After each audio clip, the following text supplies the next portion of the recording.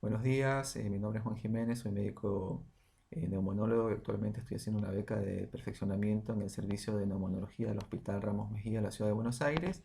El tema a hablar a continuación es acerca del registro de determinación de alfa-1 antitripsina en nuestro hospital.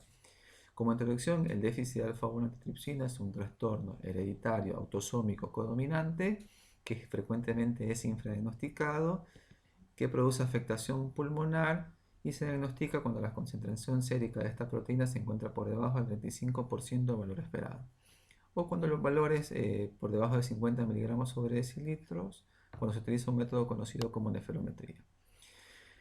Cuando hay afectación pulmonar, generalmente el paciente se presenta con enfisema panacinal, que es a predominio de lóbulos inferiores, en no fumadores y con una presentación en menores de 45 años de edad.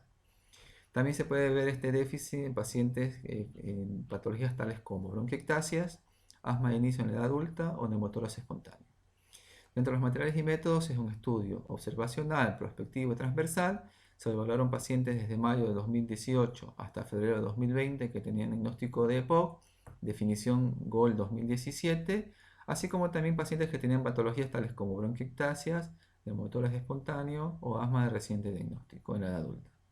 Se obtuvieron datos demográficos tales como edad, sexo, nacionalidad y carga tabáquica. Además, se realizaron espirometrías y dosajes de alfa-1 antitripsina utilizando el método conocido como nefelometría. Y posterior genotipificado aquellos pacientes que tenían valores menores a 1,5 miligramos sobre decilitros en sangre capilar en gota seca, es decir, pacientes que tenían valores menores a 80 miligramos sobre decilitro en sangre. También se incorporó la realización del alfa-1 Genotyping Test, que es un método que permite determinar las mutaciones más frecuentes y raras asociadas a la enfermedad a través del ADN extraído por una muestra de sangre o saliva. Dentro de los resultados tuvimos los siguientes. Se realizó el dosaje de alfa-1 antitripsina a 223 pacientes, de los cuales 187, o sea, el 80% fueron EPOC, seguidos de 12% de pacientes de asma de inicio en la edad adulta, bronquiectasias en el 6% y neumotórax espontáneo 4 pacientes que representaron el 2%. La edad promedio fue de 57 años, la mayor parte de pacientes que se realizó el dosaje fueron hombres, la nacionalidad prevalente fue la Argentina, con 89% que representaron 208 pacientes y la mayor parte de los pacientes fueron fumadores. Además de las espirometrías que se realizaron, la mayor parte de los pacientes que presentó 216, o sea el 92% tuvieron un patrón obstructivo y se realizó el dosaje de alfa-1 antitripsina por nefelometría a 139 pacientes.